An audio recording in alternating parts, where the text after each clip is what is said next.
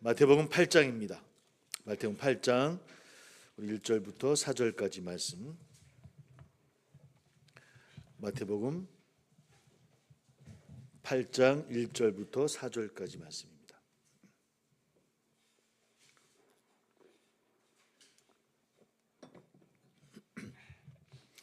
마태복음 8장 1절부터 4절까지 말씀. 같이 함께 읽습니다. 시작. 예수께서 산에서 내려오시니 수많은 무리가 따르니라.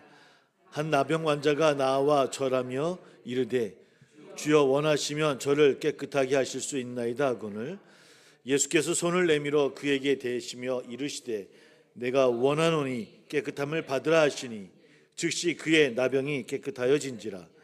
예수께서 이르시되 삼가 아무에게도 이르지 말고 다만 가서 제사장에게 내 몸을 보이고 모세가 명한 예물을 드려 그들에게 입증하라 하시니라. 아멘. 좀 중간을 많이 좀 띄었습니다. 우리 산상수훈의 말씀이 5장 6장 계속 이어지는데 몇 번 했었고 또 나중에 다시 한번 산상수훈의 이야기는 다시 한번 좀 자세하게 함께 말씀을 나누기로 하고요. 오늘 8장 9장의 말씀을 함께 한번 생각해 보려고 합니다. 4장부터 10장까지는 이야기가 쭉 이어져 있습니다. 연결되어져 있습니다. 그냥 따로따로 한 게 아니라 4장부터 10장까지는 예수님의 3대 사역, 보통 우리 그렇게 얘기를 하죠, 그죠? 가르치시고 또 치료하시고 또 복음 전파하시고 이런 예수님의 3대 사역이라고 이름을 붙인 거죠 우리가. 그러니까 그 예수님의 사역에 대한 이야기들을 이 4장부터 9장까지 연결시켜서 설명을 하고 있고요. 상사순의 이야기를 좀 건너서 오늘은 치유하시는 예수님 그 이야기를 함께 나눠보려고 합니다. 그러니까 사실은 이 특별히 마태복음도 마찬가지고 모든 사복음서가 성령님의 또 감동으로 인도하심으로 우리에게 어떤 말씀을 주시고자라고 하는 어떤 그런 모습들이 있고요.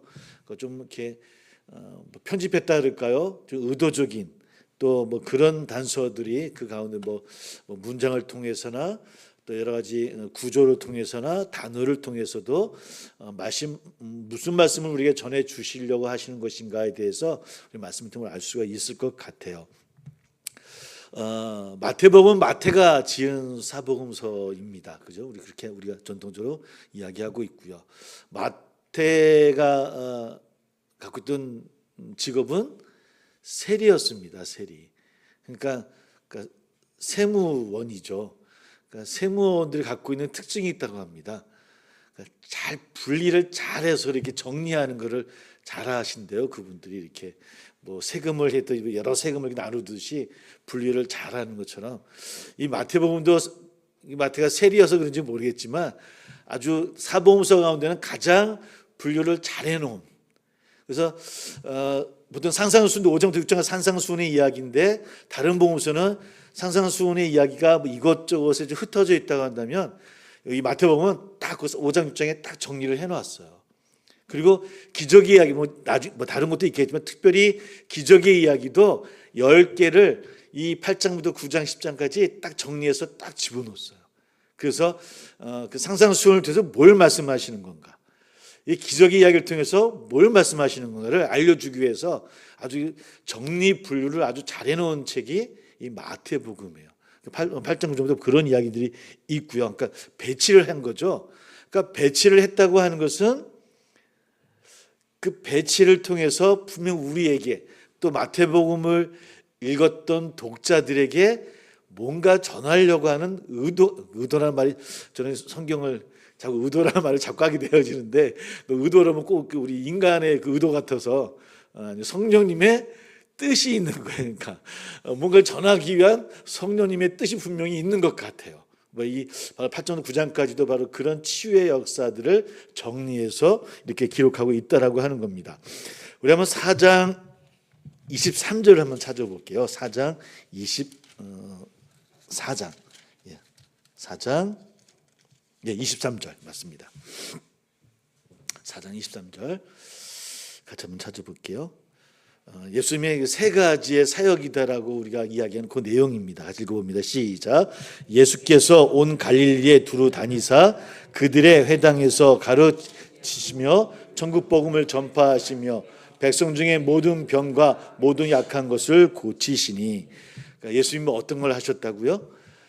가르치시고 또 복음을 전파하시고 또 고치시고 치료하시고 치유하셨다 이렇게 표현 고치시는 거 치료하셨다 치유하셨다 같은 말일 것 같습니다. 그러니까 3대 사역이요. 그러니까 4장 23절부터는 그 앞에 보면 동그란 그 그림이 있죠, 그죠? 그러니까 다른 이야기가 시작되어지는 거예요. 거기서부터는 예수님의 3대 사역 가르치시는 이야기, 또 복음 전파를 행하시는 이야기, 또 치유하시는 이야기를 우리에게 전하는 거예요. 물론 하나님 주님의 3대 사역은 여기만 있는 것은 아니라 다른 곳에도 있지만 특별히 여기서 강조하고 있어요. 특별히 10장까지를 보면 복음 전파를 따로 이야기하고 있지 않지만 가르치시는 것 중에서 치료하시는 것 가운데 복음 전파의 의미를 그 안에 담겨 있을 것이고요. 그런 이야기가 함께 있다라고 하는 거. 그래서 숨이 상관이라고 얘기하나요? 그러니까 우리 한번 9장 35절도 한번 볼게요. 9장 35절입니다. 9장 30, 맞습니다. 9장 35절 같이 읽어볼게요. 시작.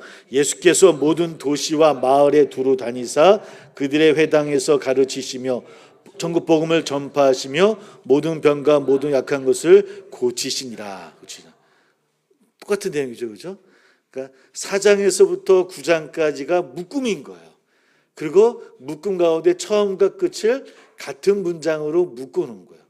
그리고 그 이야기, 그 가운데 이야기는 뭘까 그러면요, 양쪽에 있는 그 가르치시고 전파하시고 치유하시는 그 내용이 그 가운데 있게끔 구조를 그렇게 만들어 놓은 것이 이 4장 23절부터 9장까지의 이야기다 라고 하는 것을 우리가 머릿속에 한번 생각해 보시면서, 그러니까 그런 구체적인 설명, 그 말씀의 구체적인 설명이 이제 5장에 6장에 7장 8장 9장까지 이야기고요. 그 가운데 오늘은 8장 9장 치유하는 그런 이야기를 함께 한번 나눠 보려고 합니다. 우리 한번 그 말씀은 아니지만 한번 7장 15절을 한번 볼게요. 7장 15절. 7장 15절입니다. 7장 15절. 같이 읽어봅니다. 같이 시작. 거짓 선지자들을 삼가라. 양의 옷을 입고 너에게 나오나 속에는 노략질하는 일이라. 그러니까 예수님이 산상수훈을 말씀하시고 또 쭉 이어서 말씀하시면서 마지막에 가르치실 때 마지막 부분에 좀 이렇게 경고하신다 그럴까요? 주의를 주시는 뭐냐면 거짓 선지자들을 조심하라는 겁니다. 그러니까 거짓 선지자들을 조심하라는 얘기는 달리 이야기하면 무슨 뜻이겠어요? 그 당시 어떤 사람들이 있었다고요? 거짓 선지자들이 있었다는 거예요. 그러니까 그들의 전하는 말을 조심하라. 나쁜 열매를 그 후에 15절부터 이야기되는 나쁜 열매를 맺게 되어지는 것이고, 근데 중요한 건 그들도 귀신을 쫓아내고 권능을 베풀어요. 권능을 베푸는 그런 모습을 보여준다는 거예요. 그러나 그 열매는 선한 열매가 아니라는 거예요. 그들의 거짓 선지자들에 대해서 조심하라. 당연히 이 시대에도 귀신을 쫓는 사람도 있을 것이고 권능을 베푸는 사람도 있겠죠. 그렇죠? 예수님을 믿는 그리스도인의 은사를 통해서 이루어지는 일이 아니라 나쁜 영을 통해서도 그런 일들이 일어날 수 있다라는 거예요.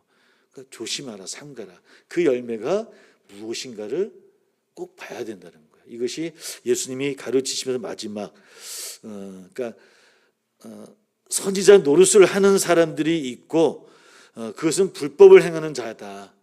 그들을 조심하라, 삼가라라고 이야기해 주고 있는 말씀이기도 합니다. 마지막에 그런 말씀을 해 주시고 나서 이제 8장 치유의 이야기를 우리에게 전달을 하고 있습니다. 8장부터 9장까지 이야기는 세 단락으로 좀 구분되어져 있어요. 그러니까 8장 1절부터 17절까지 거기가 이제 첫 번째 단락이고요. 8장 18절부터 9장 13절까지 까지가 또 두 번째 단락이고요.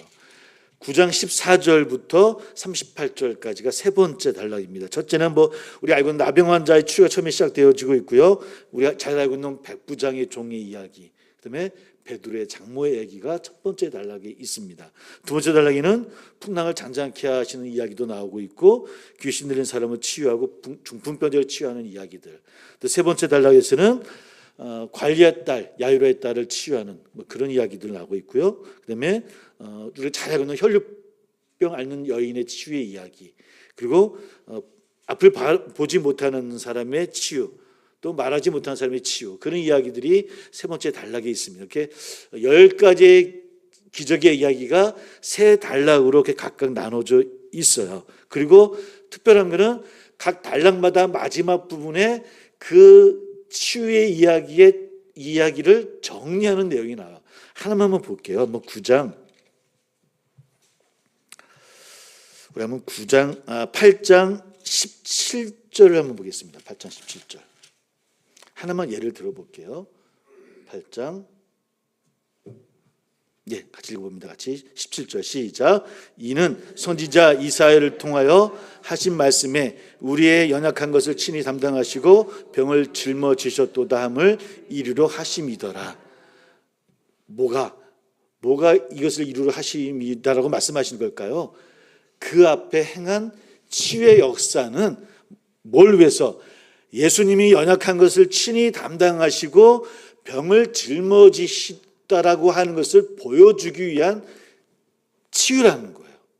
첫 단락의 이야기는 이런 식으로 각 단락마다 치유의 사건을 이야기하고 치유의 사건이 보여준 이유가 무엇인가를 보여주는 그 단락의 결말을 이야기하는 내용으로 우리에게 보여주고 있는 것이 이 8장 9장의 이야기의 모습이에요. 그래서 그런 것을 통해서 마지막에는 각각의 사역을 따라서 나가서 너희도 행하라.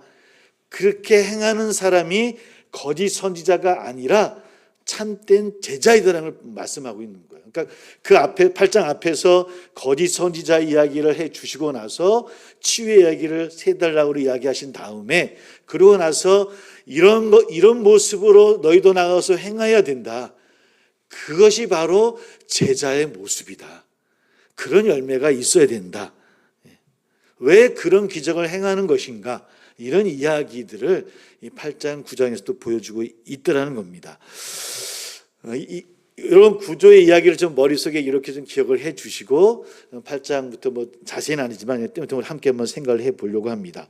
8장 1절로 다시 한번 죄송합니다. 왔다 갔다 정신없이 해서 죄송합니다. 8장 1절로 한번 들어가 볼게요. 같이 읽어볼게요. 시작. 예수께서 산에서 내려오시니 수많은 무리가 따르니라. 예수 이제 산에서 내려와서 사람들에게 나아갑니다. 제가 한번 설교하는데 계속 말씀을 많이 드렸던 이야기인 것 같아요. 변화산상에서도 마찬가지로 늘 주님은 좋은 곳에 있기를 제자들은 원하지만 어디를 향해 가신다고요?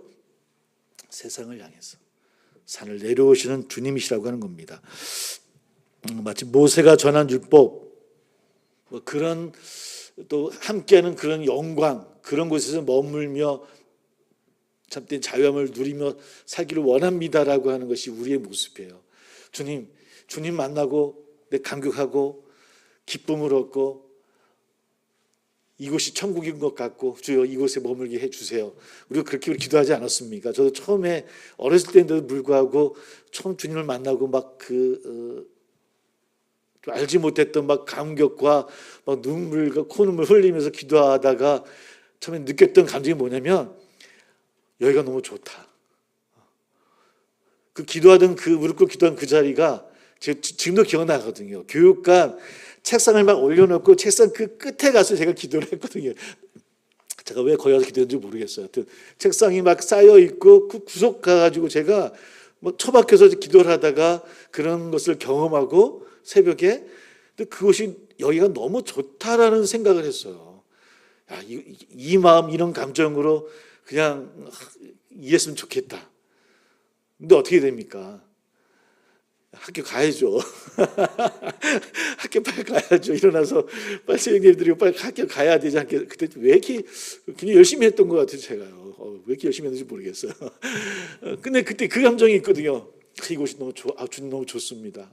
너무 막 행복하고 세상 모든 거 다 가진 것 같고 내가 정말 하나님의 자녀, 아들인 것 같고 뭐 친구라 말씀하셨고 형제라 말씀하셨으니까 그 감격.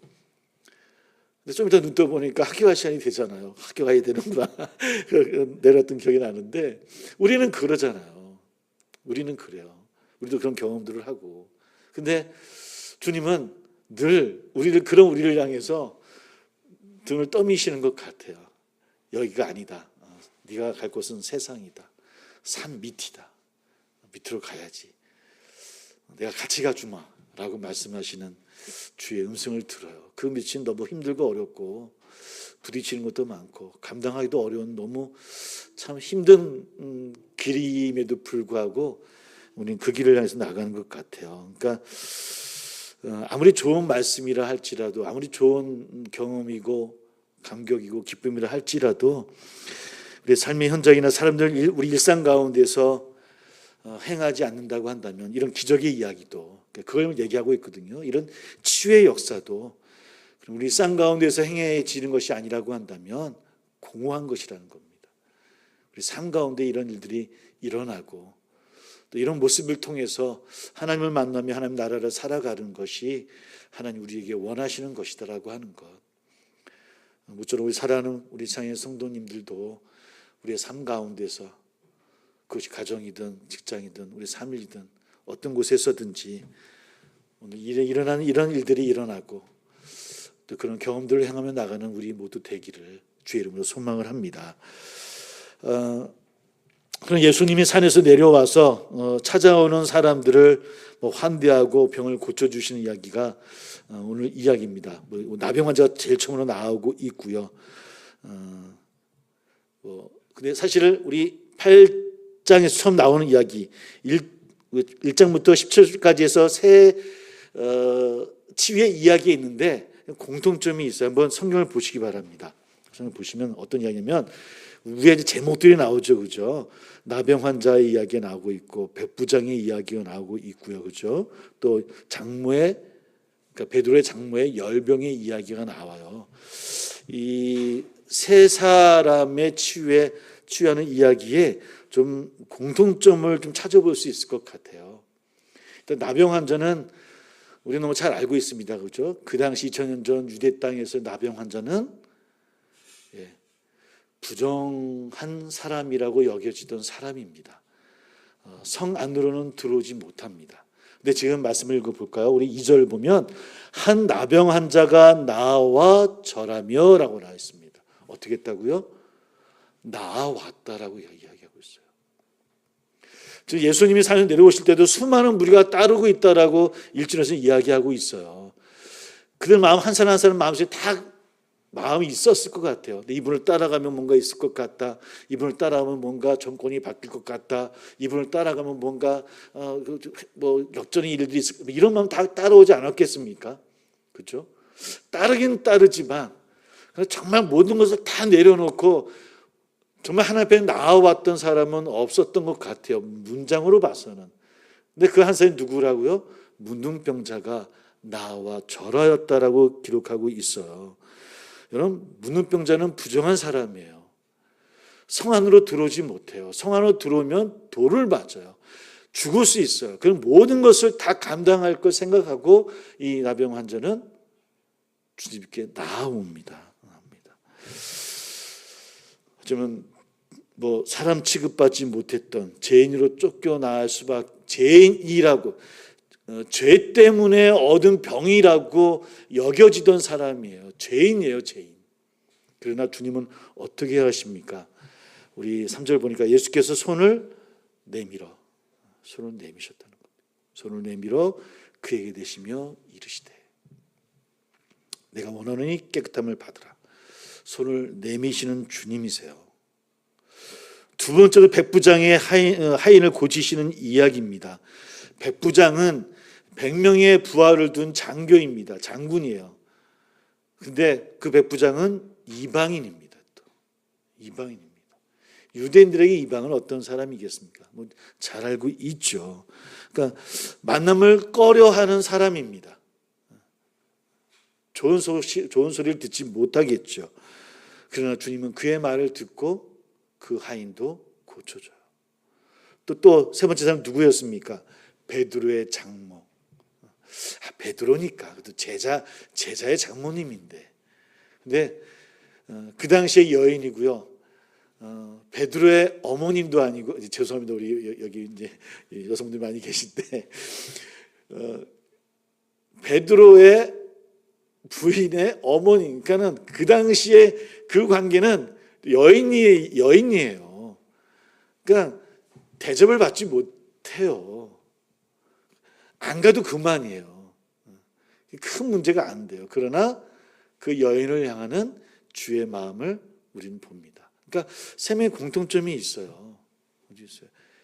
죄인이라고 여겼던 사람, 사람으로 여겨지지 않았던, 사람 취급받지, 인구수에도 들어가지 않았던 여인, 또 구원받지 못하는 존재라고 여겨졌던 이방인들, 버림받았던 사람들, 그 사람들을 향하는 주의 마음, 그들과 손을 내밀고 그들을 만지시고 접촉하시고 차별하지 아니하시는 하나님. 그래서 다시 한번 읽어볼게요. 17절에 이는 선지자 이사야를 통해서 하신 말씀이라고 이야기하면서 우리의 연약한 것을 친히 담당하시고 병을 짊어지시는 분이시다라는 것을 보여주기 위한 치유의 사역이라는 거예요. 그게 유대인이든 이방인이든 여인이든 또 죄인이라고 취급받는 사람이든 문제가 안 되는 거예요.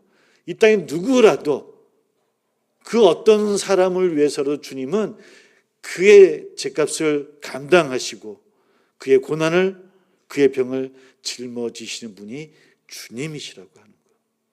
그들과 함께 하시는 분이시라는 겁니다. 물론 나중에 또 이제 9장 마지막에서 하겠지만 예수님이 그러하신 것처럼, 그러므로 그렇게 살아가고 그렇게 대하며 세상 나가는 삶을 살아가는 것이 곧 제자의 삶이라는 거예요. 거짓 선지자가 아니라 참된 하나님의 자녀로 살아가는 모습은 바로 그러한 모습이라는 거예요.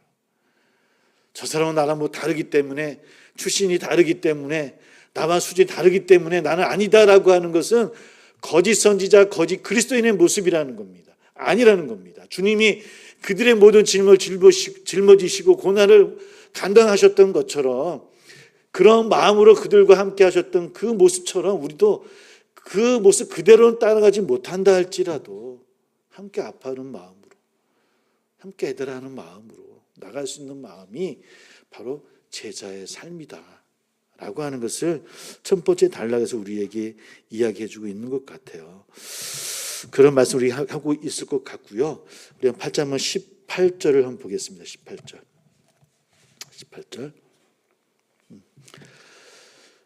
함께 읽어봅니다. 시작. 예수께서 무리가 자기를 에워싸는 것을 보시고 건너편으로 가기를 명하시니라. 명하시니라. 아마 둘러싸는 무리들을 보시고 아마 그 마음들을 보셨던 것 같아요. 좀 피하시기를 원하셨던 것 같고요. 그러고 나서 제자들에게 나를 따르라라고 하는 말씀이 그 다음에 또 나오십니다. 여러 가지 일들이 있고, 그러니까 내가 몸둘 곳이 없다라는 나의 존재에 대한 이야기를 말씀하시고, 8장 28절에 가서는 이제 우리 한번 28절을 볼게요. 8장 28절입니다. 28절을 볼게요. 28절. 두 번째 단락에 고치시는 이야기입니다. 같이 읽어볼게요. 시작. 또 예수께서 건너편 가다라 지방에 가시매 귀신 들린 자 둘이 무덤 사이에서 나와 예수를 만나니 그들은 몹시 사나워 아무도 그 길을 지나갈 수 없으심더라. 그리고 우리 9장 2절도 보겠습니다. 같이 시작. 9장 2절 시작. 침상에 누운 중풍병자를 사람들이 데리고 오거늘 예수께서 그들의 믿음을 보시고 중풍병자에게 이르시되 작은 자야 안심하라 네 제삼을 받았느니라. 이렇게 하나하나 또 그들을 치유하는 이야기가 나오고 있고요. 9장 13절입니다. 13절. 그러고 나서 두 번째 단락에 이런 치유하신 모습이 어떤 의미인가를 우리에게 얘기해 주시는 거거든요. 13절 같이 한번 읽어볼게요. 시작. 너희는 가서 내가 궁유를 원하고 제사를 원하지 아니하노라 하신 듯이 무엇인지 배우라. 나는 의인을 부르러 온 것이 아니요 죄인을 부르러 왔노라 하시니라. 그 후에 12절도 같이 한번 다시 한번 읽어봅니다. 시작. 예수께서 들으시고 이르시되 건강한 자에게는 의사가 쓸데없고 병든 자에게라야 쓸데있느니라. 예. 나는 의인을 부르러 온 것이 아니라 누구를 위해서 왔다고요? 죄인을 부르러 왔다. 예. 이것이 두 번째 단락에서 행하는 주님의 이야기입니다. 강한 자에게는 의사가 쓸데없고 병든 자에게라 쓸데있다. 여러 가지 해석이 있을 수 있을 것 같겠죠. 신학적인 해석도 있을 수 있고 할 수 있겠지만 그러나 우리가 늘 행하고 우리가 바라봐야 할 곳이 어디인가, 또 교회가 우리 그리스도인들이 우리의 삶이 어디인가, 그런 것들을 우리 한번 함께 생각해 볼 수 있을 것 같아요.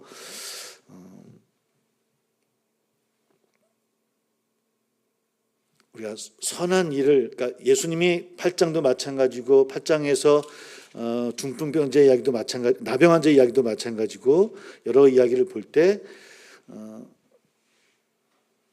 선한 일을 행하는 것도 참 중요하고 병을 고치시고 치유하는 사역도 참 중요하지만 정말 중요한 것은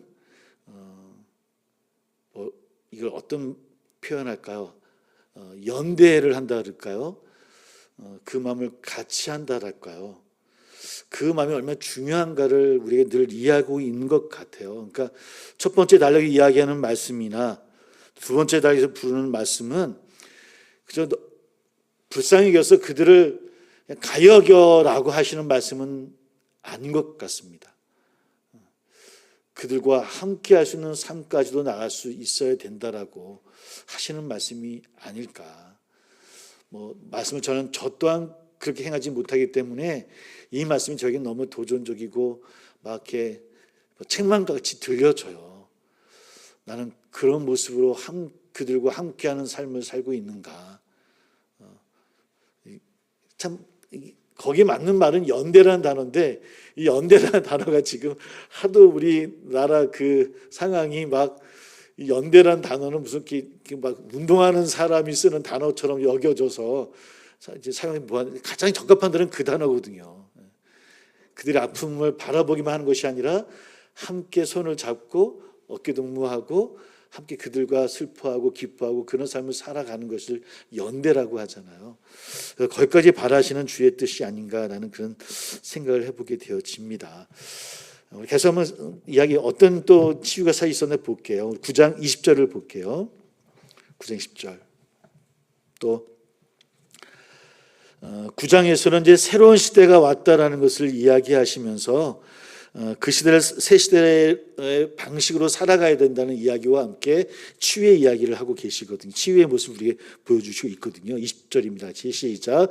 12해 동안이나 혈루증으로 앓는 여자가 예수의 뒤로 와서 그 고독가를 만지니 21절도 이는 제 마음에 그 겉옷만 만져도 구원을 받겠다 함이라 라는 이야기가 있고요. 또 우리 한번 또 우리 24절입니다. 24절. 한 관리의 딸을 고치시러 가는 중에 만났던 이야기가 20절의 이야기고 그 관리의 딸에 대한 치유되는 이야기입니다. 24절 시작. 이르시되 물러가라 이 소녀가 죽은 것이 아니라 잔다 하시니 그들이 비웃더라. 그러니까 이 관리의 딸은 나중에 다른 모습 보면 야이로의 딸이거든요.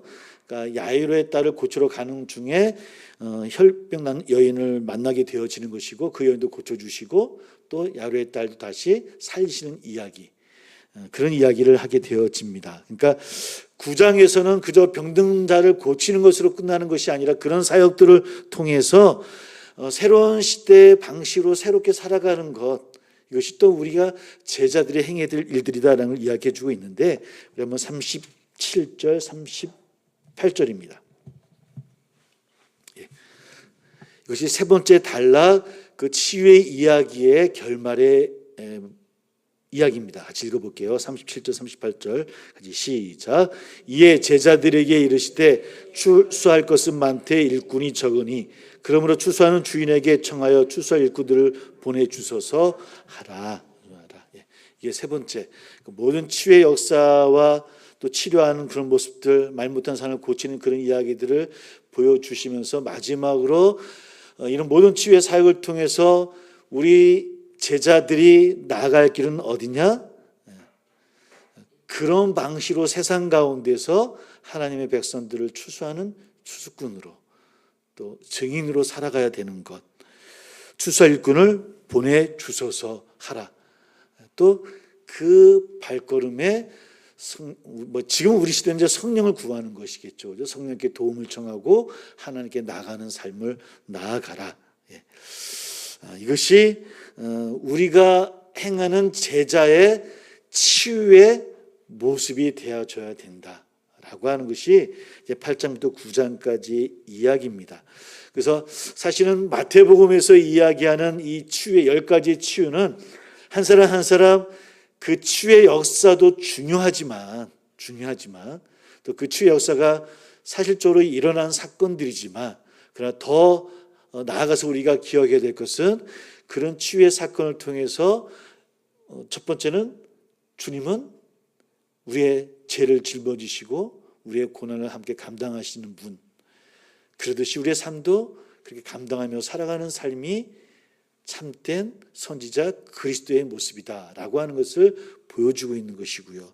또 두 번째, 주님이 죄인을 부르러 오신 것처럼 우리 또한 함께 연대하며 함께 할 수 있는 그 삶으로 나가는 것, 그 삶을 통해서 우리 하나님의 백성으로 증인된 삶을 살기를 소망해라, 나아가라.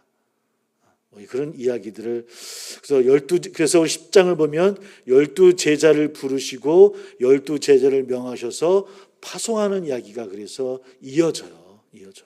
그러니까 연결이 되어지는 겁니다.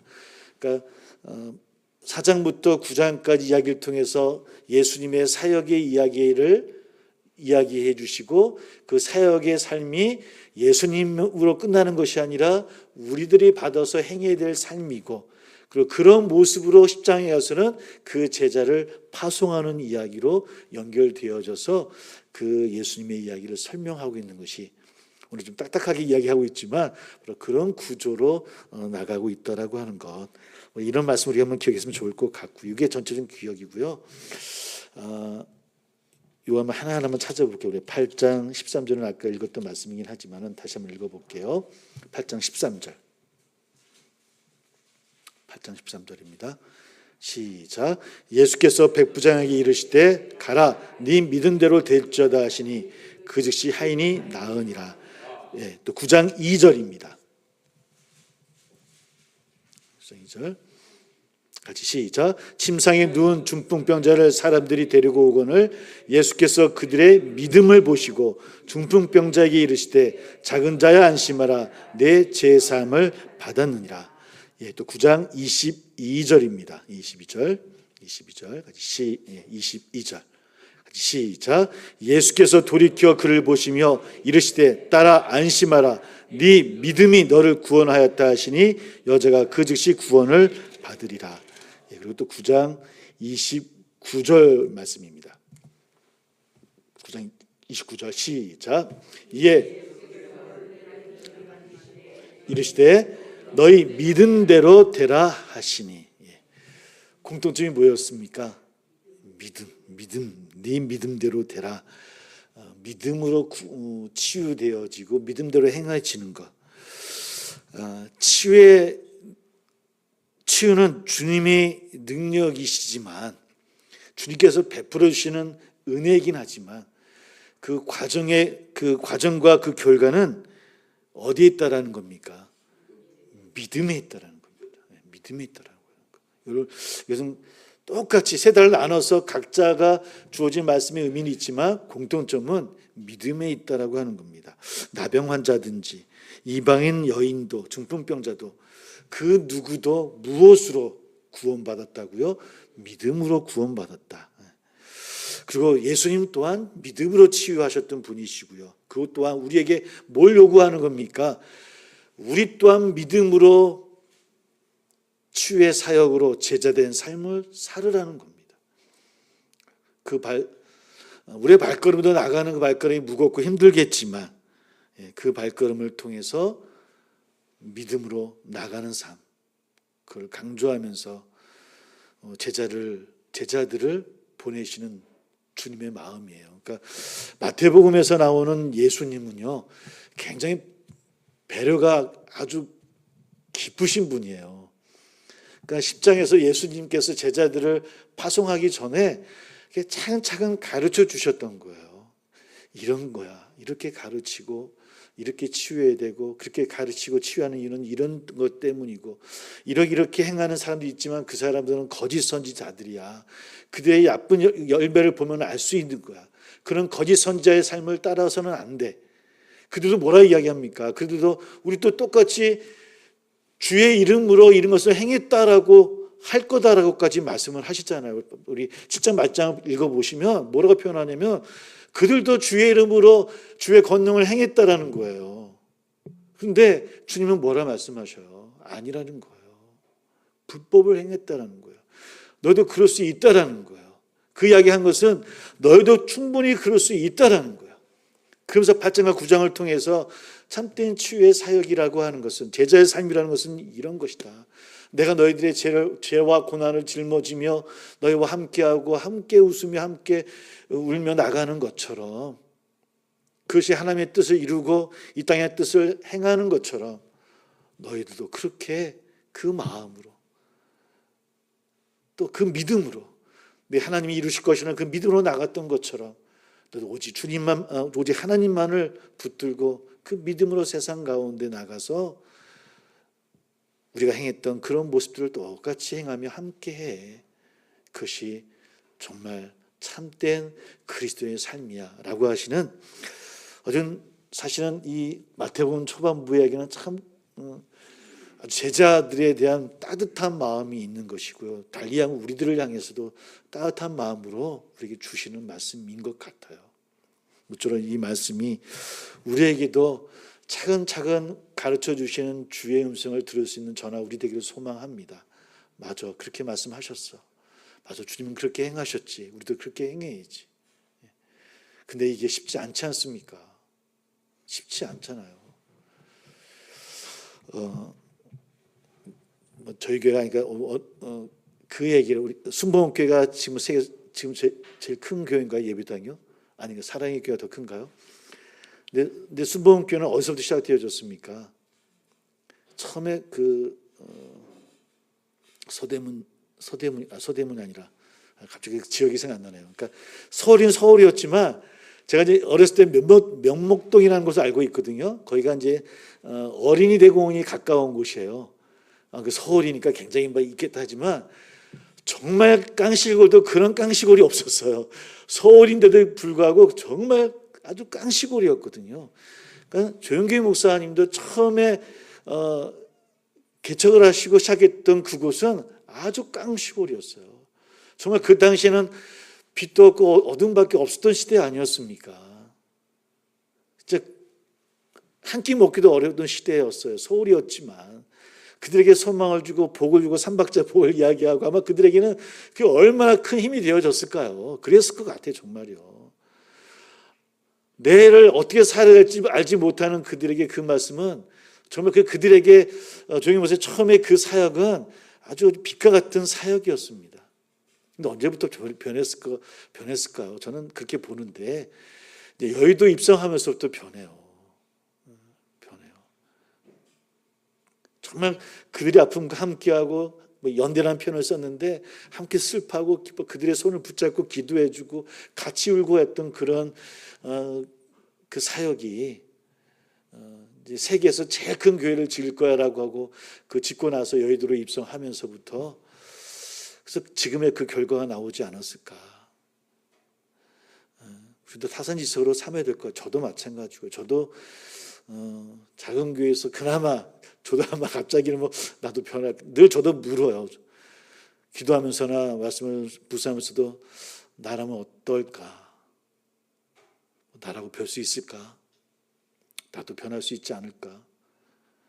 이런 생각 많이 하거든요. 우리도 그러지 않습니까? 우리도 신앙 연륜이 쌓이면서 처음 주님 만났던 그 겸손하고 섬겼던 그 마음, 그냥 주의 이름만 부르는 것으로 감격하고 기뻐했던, 세상에 아무것도 필요 없었던, 그냥 그것이 제일 좋았던 그 마음, 저 여기 있게 해주세요라고 했던 그 마음이 지금 우리 어떤가요? 우리 지금은 많이 변하지 않았나요? 나 자신을 향하는 시선보다는 자꾸 다른 사람을 향하는 시선을 자꾸 평가하고 자꾸 이야기하려고 하는 우리의 입술이 되어졌던 것은 아닌가? 오늘 주의 말씀이 다시 한번 차근 우리에게 아니야 라고 들려질 수 있는 예수님의 음성이 되어지시기를 주의 이름으로 축복합니다. 함께 기도하겠습니다. 그래서 우리 바르게 보고 바르게 듣고 바르게 행하는 것이 믿음이라고 어떤 우리 원로 목사님이 행하셨던 말씀이 기억이 납니다. 오늘 주의 말씀을 이 가르침을 잘 기억해서 우리도 세상 가운데 나가는 참된 제자가 되기를 소망한다라고 기도해 주시고, 우리 답도 여러 제목이 있는 줄 압니다. 우리 개인의 기도 제목, 우리 가정, 자녀, 부모님 함께 시간 기도하는 시간 되기를 소망합니다. 우리 입술로 주여 한번 함께 고백하면서 기도하겠습니다.